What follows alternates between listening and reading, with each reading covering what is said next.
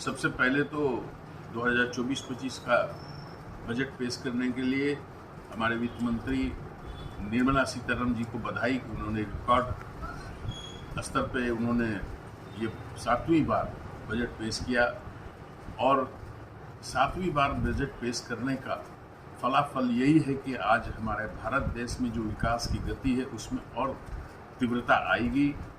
जो आज दुनिया के विकास दर हैं उससे कहीं अधिक हम प्रतिस्पर्धा करके आगे बढ़ने की स्थिति में हैं। सभी क्षेत्रों में सभी लोगों के लिए राहत की घोषणा हुई है। हमारे कृषक भाई हैं, मजदूर हैं, नौजवान हैं, उनको किस तरह से इस बजट से जो आशा थी कि उनके आशा के अनुरूप ये बजट पेश किया गया है। देश के माननीय प्रधानमंत्री के नरेंद्र भाई मोदी जी के निर्देशानुसार सीतारमण जी ने ये एक इतिहास रचने का काम किया है और देश हमारा पूरी तरह से मजबूत होगा। आर्थिक स्थिति में हमारी आएगी, बेरोजगारों को रोजगार के अवसर मिलेंगे।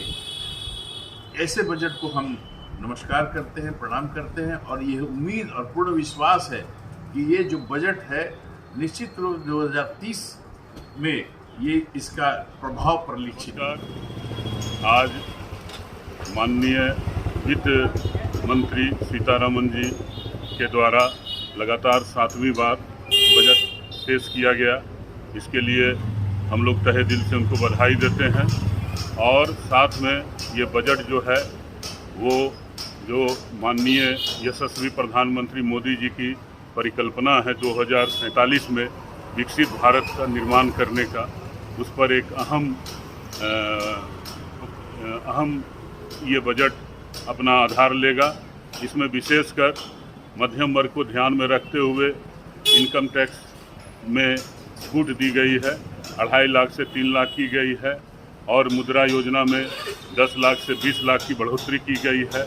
और ये मिला जुला बजट है और मध्यम वर्ग को ख्याल में रख करके बनाया गया है। इसके लिए इसकी जितनी भी तारीफ की जाए कम है।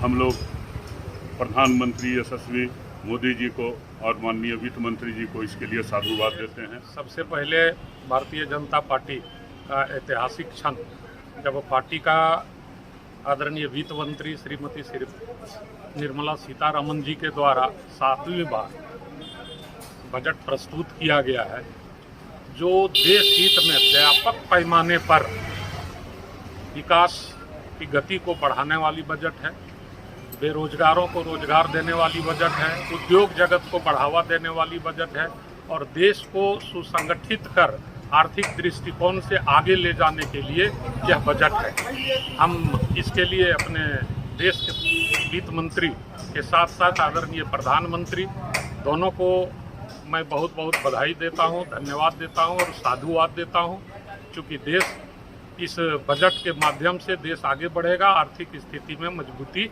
पाएगी। मैं वित्त मंत्री निर्मला सीतारमण जी को बधाई देना चाहता हूं, जिन्होंने मोरारजी देसाई के रिकॉर्ड को तोड़ते हुए 7वीं बार बजट पेश किया है। और यह बजट माननीय प्रधानमंत्री मोदी जी के तीसरे कार्यकाल का प्रथम बजट है, जिसमें सभी युवा, रोजगार, किसानों के लिए बहुत ही अच्छा प्रबंध किया गया है और आशा है कि इससे देश तृतीय महाशक्ति रूप में, आर्थिक महाशक्ति रूप में। मैं विकास बेगरिया, चार्टर्ड अकाउंटेंट, गिरिडीह का वासी हूँ। मैं एक छोटे शहर से बिलोंग करता हूँ। हमारा ये आज का बजट 2024 काफ़ी अच्छा रिफॉर्म्स का और ये 7th बजट था फ्रॉम निर्मला सीतारमण जी का। तो ये अपने बजट को जस्ट कंटिन्यू किया गया है। इसमें इस बार के बजट में इनकम टैक्स में कुछ मिडिल क्लास फैमिली को रियायत दी गई है, छोटे आयकर दाताओं को कुछ राहत दी गई है, 1 लाख का एग्जम्पशन लिमिट को बढ़ाया गया है, 6 से 7 लाख किया गया है और न्यू रिजाइन के अंदर है कुछ। लेकिन टैक्सों में शेयर मार्केट में चूँकि इस साल काफ़ी ग्रोथ मिला है लास्ट के पिछले 1 साल में, लास्ट 24 मंथ्स में, तो उसको देखते हुए गवर्नमेंट ने कुछ उसको टैक्स करने का कोशिश की है। हल्का कुछ रेट किया गया है, 2.5% LTCG में बढ़ाया गया है, STCG में 5% बढ़ाया गया है, जिससे कि सरकार की रेवेन्यू को काफ़ी बूस्टअप मिले। इसके कारण हमारी जीडीपी का जो एस्टिमेट था, जो कि इंटरिम बजट फरवरी 2024 में गवर्नमेंट ने जो एस्टिमेट किया था, उसको भी काफ़ी, उस डेफिसिट को गवर्नमेंट ने इस बार और डेफिसिट को कम किया है इस फाइनल बजट में। तो ये रिफॉर्म्स दिखलाते हैं कि government is projecting very strong economy ahead for future. हमारा ये फर्स्ट बजट था एक नए 5 ईयर टर्म का हमारे मोदी जी का, तो ये लग रहा है कि काफ़ी अच्छा है और 5 इयर्स को इन्होंने देखकर आगे और बढ़ाया है कदम। हमारा एक जो बजट का इंटरिम बजट में जो बजट लोन का था कि गवर्नमेंट बोरोइंग जो रहेंगी, उसको भी 1.5 लाख करोड़ रुपये के आसपास कम किया गया है इस फाइनल बजट में। तो ये काफ़ी स्ट्रॉन्ग इकोनॉमी को रिफ्लेक्ट करता है और आने वाले समय में काफ़ी इंफ्रास्ट्रक्चर डेवलपमेंट होने वाली है, तो एक अच्छा कदम है। होपफुली ये अच्छा ही रहेगा, हमारा देश और आगे बढ़ेगा, नेशन बिल्डिंग करेगा। धन्यवाद। सीए ब्रह्मदेव प्रसाद। 24-25 के लिए जो बजट पेश हुआ है उसमें सैलरीड पर्सन के लिए कुछ बेनिफिट दिया गया है। जैसे स्टैंडर्ड डिडक्शन को 50,000 से बढ़ाकर 75,000 कर दिया गया है। न्यू टैक्स रिजीम में टैक्स स्लैब रेट में चेंज हुआ है। पहले 3 से 6 में 5% था, अब 3 से 7 में 5% है। और लॉन्ग टर्म कैपिटल गेन में एग्जेम्पशन लिमिट जो पहले 1 लाख था, अब उसको बढ़ाकर 1,25,000 कर दिया गया।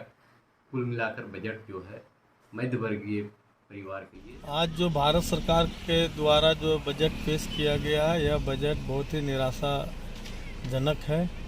इस बजट में मध्यम वर्गीय, किसान, मजदूर और शिक्षा, स्वास्थ्य और कृषि पर कोई खास फोकस नहीं किया गया है। न तो सब्सिडी बढ़ाया गया है, न तो शिक्षा और रोजगार के लिए कोई मुकम्मल व्यवस्था की घोषणा की गई है। इसलिए ये मोदी सरकार जो है सो पूंजीपरस्त बजट को ही सामने लाया है ताकि उन्हें मुनाफाखोरी, पूंजीपतियों को कैसे अधिक से अधिक लाभ हो। ये इस तरह का बजट है। बजट जो गरीबों के लिए होना चाहिए, जो मजदूरी बढ़ना चाहिए, जो महिलाओं को सशक्तिकरण के लिए होना चाहिए, ये कहीं से नहीं दिख रहा है। ये बहुत ही निराशाजनक बजट है। पार्श्वनाथ ITI भारत सरकार के NCVT द्वारा मान्यता प्राप्त भगवान पार्श्वनाथ की धरती गिरिडीह शहर के बक्सीडी रोड में वर्ष 2017 से संचालित है। पार्श्वनाथ ITI संस्थान का उद्देश्य स्थानीय युवाओं को कौशल व तकनीकी शिक्षा प्रदान कर गिरिडीह सहित झारखंड व देश की बढ़ती औद्योगिक इकाइयों को कुशल कामगार उपलब्ध कराना है। तो जल्द नामांकन कराएं आप अपने शहर के पहले ITI पार्श्वनाथ ITI में। भारत सरकार के NCVT द्वारा निर्धारित नियमों के अनुसार अनुभवी फैकल्टी द्वारा इलेक्ट्रीशियन व फिटर का बेहतर प्रशिक्षण दिया जाता है ताकि युवक युवतियां नियोजन या स्वनियोजन के अवसर प्राप्त कर सकें। हमारा पता Parshwanath ITI Baksidih road near Giridih bus stand Giridih Jharkhand. Admission is going on.